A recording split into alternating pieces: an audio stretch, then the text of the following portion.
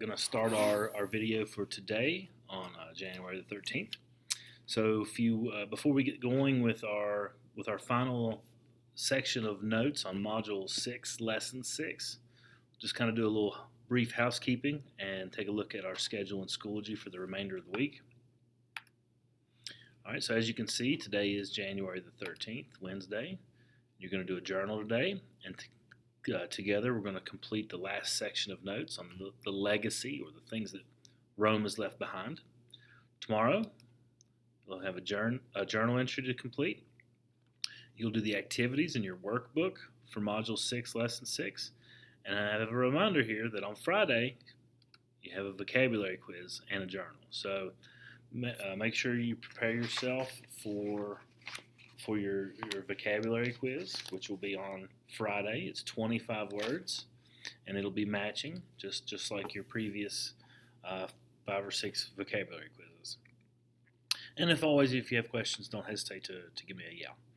All right, so go ahead and open your notes, and we will look at Module 6, Lesson 6, and this is the last section of notes on ancient Rome.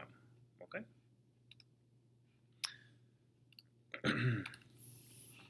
All right, so like I said, we were talking about Rome's legacy. Legacy means what, obviously the empire of ancient Rome is long gone, but there are some remnants that exist that are left, even though it has collapsed. One of the things we have to talk about is it's Greco-Roman culture. Now, think back to last module when we talked about the Greeks and then the spread of Alexander the Great's empire, and as he went, he spread Greek culture to places like Egypt and India and Persia, and that created Hellenistic culture. Well, a similar thing happens here, where the remnants of Alexander the Great's Hellenistic culture or Greek culture mix with this new Roman culture and creates Greco-Roman culture. Okay, so that's all Greco-Roman culture is. It's the mixture of Greek culture and Roman culture, which is renamed after the empire of Rome collapses. It's called Greco-Roman culture.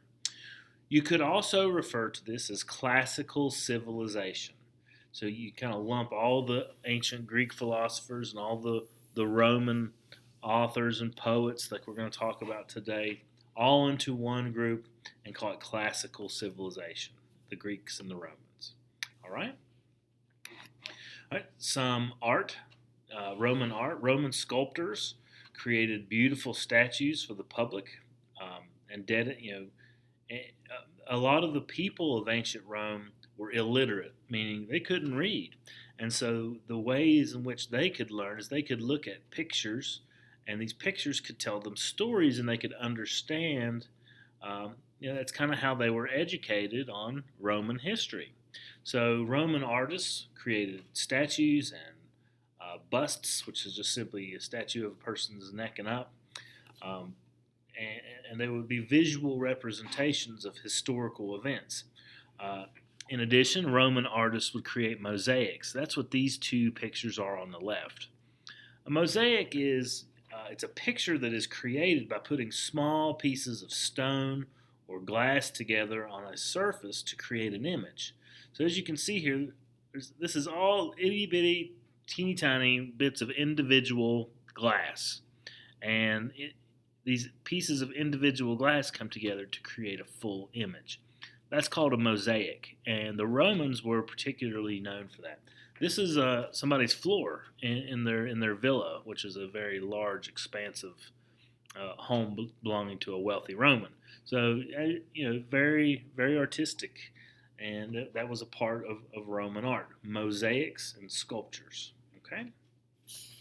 Now, if you were a daily, just a regular average person living in Rome, you're probably not going to have a mosaic floor.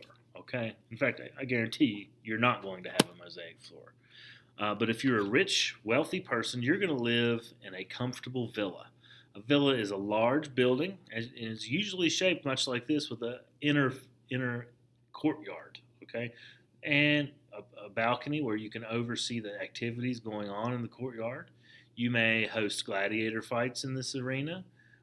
You may have agriculture here. You may have swimming pools. A variety of things can occur depending upon what your interests are and how wealthy you are in the courtyard of your villa. But it's really an open air location. Like a lot of these buildings are open air, and this is all belong to one family with one man in charge of it, the paterfamilias, the leader of the family, the head of the household. Paterfamilias, I believe, is one of your vocabulary words. However, this is not common. This is the exception. Not everybody, in fact, only a few people lived in homes such as this. Most people were poor, and they lived in poorly built apartment buildings called insulae. Insulae. All right. Now, these insulae are very dangerous. They are very poorly built. They were known to collapse. When you have a large amount of people living on top of one another, literally, and the way you heat your home is through fire, and the way you light it is through fire, fire was common. And as a result, a lot of deaths occurred from these buildings collapsing, from these buildings catching on fire. So, if you put yourself in the position of these people, you wouldn't want to stay home very much, and neither did they. As a result of these poor people living in such poor accommodations, they stayed in public most of the time. And so, because people spent so much time in public spectacles became a very important part of the Roman Empire. Now, what public spectacles are these are things that are provided to the people for free. The emperor or the government or whoever would provide these things so that the citizens of Rome, whether regardless of your wealth, could be entertained, and it would be all on the dime of the government. So it was really a way to keep the people distracted from what the wealthier people living in the villas were doing. But it is a distraction, and it worked. Okay, and there was a variety of entertainment options for the Roman people to choose from. This particular arena, right at the top left, is called the Circus Maximus. Now, I know you see the word circus, and I don't want you to think there's elephants and peanuts and the big top. It's not that kind of circus. All right, this is a large oblong-shaped arena where chariot races would occur. Okay, now these chariot races were extremely violent. I want you to imagine like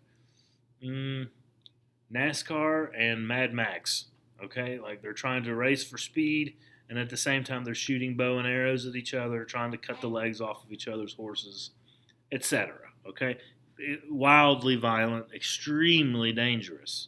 Okay, but the people who participated in this were celebrities. So it was a thing of honor to participate in the Circus Maximus, the chariot races. Okay, a little less dramatic, but maybe more dramatic, were the theater performances. You could go and watch a drama, and this is an actual Roman amphitheater that was created, where the actors would act down in the bottom, and then the people would sit around in this bowl, and they would watch the theater performances. And then usually the theater performances were about things in Roman history or past Roman emperors. They also took things from the Greeks, and so they had comedies and tragedies. But theater performances, these were all offered for free. Okay? Probably the most popular among the people, as far as the public spectacles go, were the gladiator fights. And in the city of Rome itself, they built a shrine for gladiator fights called the Roman Colosseum.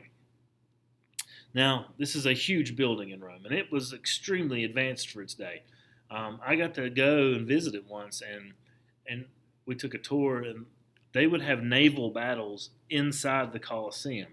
They would flood the whole thing with water and then put ships in there, and they would shoot at each other, and people would sit in the stands and watch it and cheer and gamble on who's going to win. And all of this was offered to the people free of charge. The gladiator fights were the most common attraction, and these gladiators most commonly were slaves, and they belonged to the wealthier people who owned villas. And they sometimes, we mentioned when we talked about these villas, sometimes this would be a gladiator training arena in their villa. But the gladiator fights were by far the most common among the people. And in the city of Rome itself, the Colosseum housed a large number of gladiator fights. Other activities also went on in the Colosseum, but for the most part, it's gladiator fights. Okay. Now, when it comes to literature, there are some things that the Romans have handed down through history. We talk about the works of Virgil, who spent 10 years writing his most famous work called the Aeneid, which is an epic poem about the legendary Aeneas. And basically, what it really is just a story that gives us a good insight into Roman virtue and what it means to be Roman and have earn glory in the battlefield. So that's what the Aeneid is all about. We also have, the Romans were excellent historians. That's why we know so much about them, because they wrote so much down. And probably the most notable of the Roman historians is Livy. And Livy, he compiled a multi-volume history of Rome from its very origins to about the year 9 BC. So that's one of the reasons why we know so much about what happened in ancient Rome and how Rome was founded by Romulus and Remus. Romulus being the one who Rome is named after. It's believed they were abandoned and then raised by a wolf mother. So pretty interesting story. Whether or not Livy's historical accuracy is up for question, but they are entertaining, and there are proven aspects to much of his history. Okay, the language of the Romans itself was Latin. They spoke Latin in ancient Rome. This is just kind of a little bit of what Latin looks like. Now, you may hear that Latin is a dead language, and it is. It means it's no longer spoken by any country as a formal language. That doesn't mean it can't be spoken. It just means it's not. Okay, you can still learn Latin. I took 2 courses of Latin in college as my foreign language, so you too can also learn Latin. But Latin, it remained the language of the West long after the Roman Empire was gone. The Catholic Church anything formal, any kind of decrees or doctrines or meetings held by the Catholic Church. Everything was conducted in Latin, and it remained the language of the West long after Rome was gone. Latin became adopted by other cultures and people, and eventually, as Latin extends out into different parts of Europe, and it begins to evolve and change over time. So Latin evolves into Italian in Italy, and Spanish in Spain, Portuguese, French, Romanian. All of these are Latin-based languages. Okay. Now you might note that English is not necessarily a Latin-based language, because English gets so many of its words from Greek, Latin, and then even other parts of Latin-based languages. So, but about half of our English words come from Latin roots. So, all of these languages, with the exception of English, Portuguese, Spanish, French, Italian, Romanian, they're called Romance languages because they come from a Roman perspective, like from a Roman language, which is all Latin. Okay. Architecture. The Romans were excellent builders. They invented all kinds of architectural things that we use in our own architecture. They invented the use of concrete, and this is a chunk of concrete that the Romans created. They invented the dome, and this is a picture of St. Peter's Basilica in Rome. And any kind of dome you see is Roman architecture. This is the United States Capitol building. As you can see, it has a dome, and so we Americans have taken from Roman architecture in our own government buildings. The arches were very important because of their strength, and they were also excellent for the aqueducts. The aqueducts, which brought it was a water channel that brought fresh water into cities and towns throughout Italy, in particularly Rome. So the arch, the dome, concrete, aqueducts, all of these things, Roman ingenuity, Roman architecture, and We've even incorporated them into our modern day lives in America. Roman law. We have definitely, when I say we, America has definitely borrowed a lot of things from Roman law. If you look at this picture, this is a picture of the Supreme Court building, and at the top of it, it says equal justice under the law. That's a Roman idea. And these are Romans. We have Roman people sculpted into our one of our most hallowed buildings, the Supreme Court, the judicial branch of the United States. But the Romans had laws somewhat similar to us, like all people were entitled to equal treatment under the law. No one is above the law. It's called rule of law. It doesn't matter who you are, everyone has to obey the law. People are innocent until proven guilty. If you are accused of a crime, the burden does not lie on you to prove yourself innocent because you are innocent until proven guilty. The burden lies on the prosecution to prove that you are guilty. Okay, so the burden of proof lies on the prosecutor. You don't even have to say a word if you're arrested. That's why you have the right to remain silent. That's where this comes from. It's Roman law. Other things, you cannot be punished for thoughts. You can only be punished for actions. You can think about committing crimes, but until you actually do it, you cannot be punished. If a law is considered to be unfair, it can be set aside. That's something our judicial branch has with what is known as judicial review. And the United States uses this as the basis for our judicial system, for our system of justice. We've included it into our Constitution with the Bill of Rights. So, Rome has definitely had a significant impact in American life, American government, and in American politics to a certain extent. Okay, so that's That's Module 6. We finished it. So make sure that you do your activity, which is tomorrow, in your workbook for Module 6, Lesson 6. And then on Friday, on Friday, you have a vocabulary quiz, 25 words. So make sure you study for your vocabulary quiz. And of course, if you need to contact me, feel free to do it. I'll help you any way I can. All right, so you guys take care, and I will see you soon.